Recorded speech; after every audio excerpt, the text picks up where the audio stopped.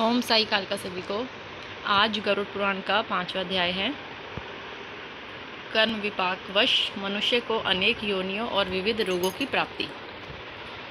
तो गरुड़ जी यहाँ कहते हैं, हे केशव,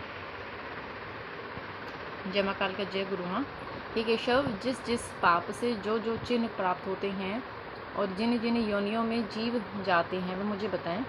तो श्री भगवान जी कहते हैं कि नरक से आए हुए पापी जिन पापों के द्वारा जिस योनि में जाते हैं और जिस पाप से जो चिन्ह होता है वह मुझसे सुनो।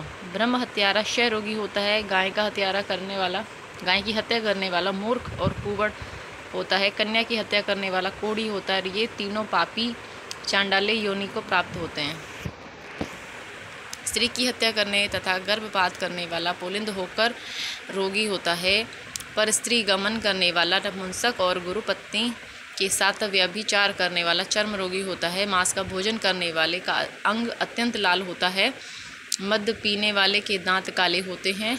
लालचवश अभक्ष्य विलक्षण करने वाले ब्राह्मण को मोहदर रोग होता है। जो दूसरों को दिए बिना मिष्ठान खाता है उसे गले में गंडमाल रोग हो जाता है। श्राद्ध में अपवित्र अन्न देने वाला श्वेत कुष्ठी होता है। गर्व से गुरु का अपमान करने वाला मनुष्य मृगी का रोगी होता है। वेद शास्त्र की निंदा करने वाला निश्चित ही पांडु रोगी होता है। झूठी गवाही देने वाला गूंगा, पंक्ति भेद करने वाला काना, विवाह में विघ्न करने वाला व्यक्ति औष्ठ रहित होता है, यानी कि उसका होठ नहीं होता, और पुस्तक चुराने वाला जनमांद होता है। गाय और ब्राह्मण को पैर से मारने वाला लूला लंगड़ा होता है। झूठ बोलने वाला हकलाकर बोलता है तथा झूठी बात सुनने वाला बहरा होता है। विष देने वाला मूर्ख और उन्मत्त तथा आग लगाने वाला खलवाट यानी कि गंजा होता है। यानी कि आप जिन भी गंजे लोगों को देखो तो समझ लेना कि उन्होंने पिछले जन्मों में या फिर वो आग लगवाने वाले लोग हैं। फल मांस बेचने वाला, यानी कि जो मांस बेचता है वह भागा और दूसरों का मांस खाने वाला रोगी होता है। रत्नों का अपहरण करने वाला हीन जाति में उत्पन्न होता है और सोना चुराने वाला नख रोगी होता है। अन्य धातु को चुराने वाला निर्धन होता है। अन्न चुराने वाला चूहा और धान चुराने वाला टिड्डी होता है।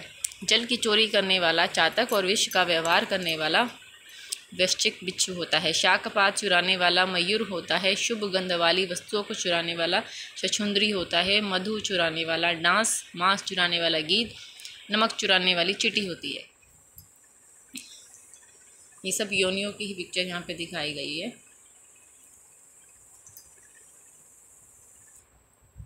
तांबूल, फल तथा पुष्प आदि की चोरी करने वाला वन में बंदर होता है। जूता, घास तथा कपास को चुराने वाला भेड़िया योनि में उत्पन्न होता है। जो रुद्र कर्मों से आजीविका चलाने वाला होता है, मार्ग में यात्रियों को लूटता है। और जो अखेटे का वसन कर रखने वाला है वह कसाई के घर का बकरा होता है।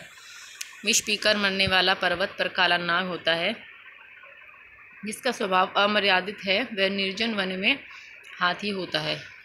बलि वैश्वदेव न करने वाला तथा सब कुछ खा लेने वाला ब्राह्मण, क्षत्रिय, वैश्य को और बिना परीक्षण किए भोजन कर लेने वाले व्यक्ति निर्जन वन में व्याघ्र होते हैं। जो ब्राह्मण गायत्री का स्मरण नहीं करता और जो संध्योपासन नहीं करता, जिसका अंत स्वरूप दूषित तथा बाह्य स्वरूप साधु की तरह प्रतीत होता है, वह ब्राह्मण बगला होता है।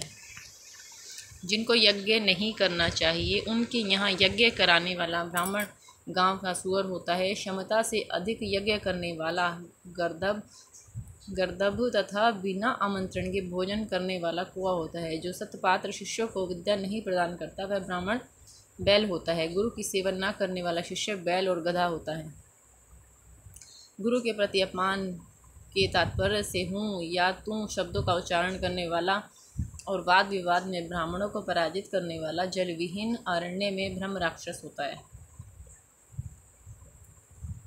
प्रतिज्ञा करके द्विज को दान न देने वाला सियार होता है। सत्पुरुषों का अनादर करने वाला व्यक्ति अभिमुख सियार होता है। मित्र से द्रोह करने वाला पर्वत का गीध होता है और क्रय में धोखा देने वाला उल्लू होता है।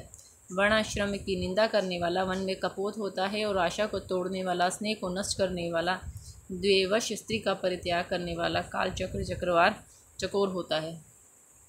माता पिता, गुरु से द्वेष करने वाला तथा बहन और भाई से शत्रुता करने वाला हजारों जन्मों तक गर्भ में या योनि में नष्ट होता रहता है। सास ससुर को अपशब्द कहने वाली स्त्री तथा नित्य कलह करने वाली स्त्री जल जोक होती है और पति की भर्त्सना करने वाली नारी जूं होती है। अपने पति का परित्याग करके पर पुरुष का सेवन करने वाली स्त्री चमगादड़ी, छिपकली अथवा दो मुंह वाली सर्पणी होती है। सगोत्र की स्त्री के साथ संबंध बनाकर अपने गोत्र को विनष्ट करने वाला तरक्ष यानी कि लक्कड़ बगड़ा होता है और शल्लक शाही होकर रीछ योनि में जन्म लेता है। तापसी के साथ व्यभिचार करने वाला कामी पुरुष मरु प्रदेश में पिशाच होता है और अप्राप्त यौवनों से असंबंध करने वाला वन में अजगर होता है। गुरु पत्नी के साथ गमन की इच्छा रखने वाला कृकलास गिरगिट होता है। राजपत्नी के साथ गमन करने वाला ऊंट, मित्र की पत्नी के साथ गमन करने वाला गधा होता है। बुधा गमन करने वाला विष्टाभोगी सूअर तथा शूद्रगामी बैल होता है। जो महाकामी होता है वह काम लपट घोड़ा होता है। किसी के मरणाशोच में एकाध शाह तक भोजन करने वाला कुत्ता होता है। देवद्रव्य भोक्ता देवलक ब्राह्मण मुर्गी की योनि प्राप्त करता है। जो ब्राह्मण धाम द्रव्यजनों के लिए देवता की पूजा करता है वह देवलक कहलाता है। वह देव कार्य तथा पितृ कार्य के लिए निंदनीय होता है। महापात से प्राप्त अत्यंत गौरव दारुण नरकों का भोग प्राप्त करके महापात की कर्म के क्षय होने पर पुनः इस लोक में जन्म लेता है।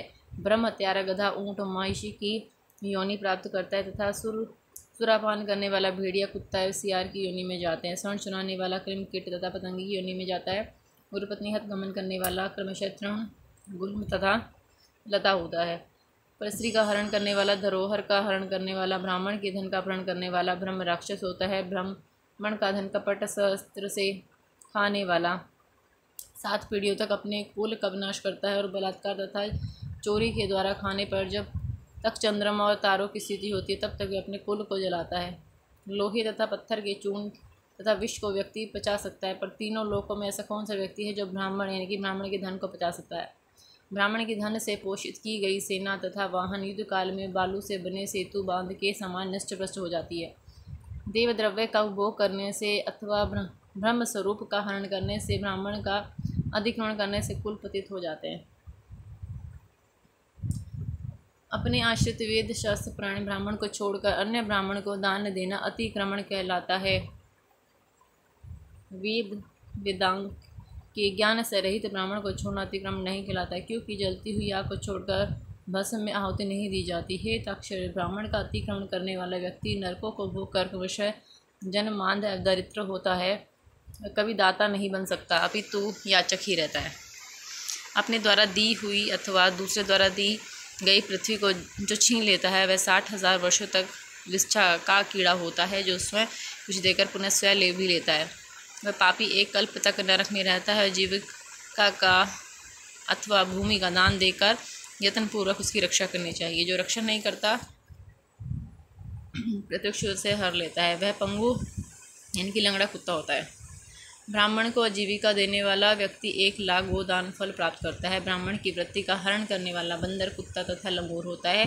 हे खगेश्वर, प्राणियों को अपने कर्म के अनुसार लोक में पूर्वोत्तर योनि तथा शरीर पर चिन्ह देखने को मिलते हैं। इस प्रकार दुष्कर्म करने वाले जीव नारकी यातनाओं को भोग कर अविष्ट पापों को भोगने के लिए इन पूर्वोत्तर योनि में जाते हैं।